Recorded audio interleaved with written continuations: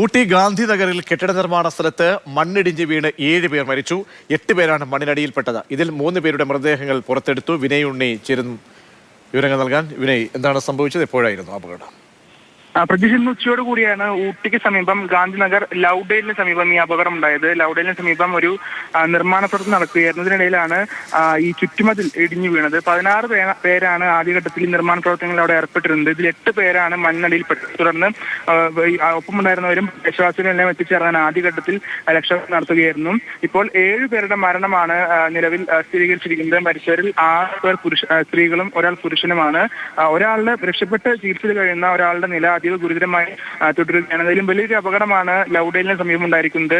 ഈ നിർമ്മാണ പ്രവർത്തനങ്ങൾക്ക് കൃത്യമായ അനുമതി ഉണ്ടായിരുന്നോ അടക്കമുള്ള കാര്യങ്ങൾ ഇപ്പോൾ ജില്ലാ ഭരണകൂടം അന്വേഷിക്കുന്നുണ്ട്. എന്തായാലും വലിയൊരു അപകടത്തിലാണ് ഇപ്പോൾ 7 പേരുടെ മരണമാണ് ലൗഡേലിന് സമീപം ഇപ്പോൾ ഈ മണ്ണിടിഞ്ഞ് വീണ് അപകടം ഉണ്ടായിരിക്കുന്നത്. 7 പേരുടെ മരണമാണ് ഇപ്പോൾ സ്ഥിരീകരിച്ചിരിക്കുന്നത്.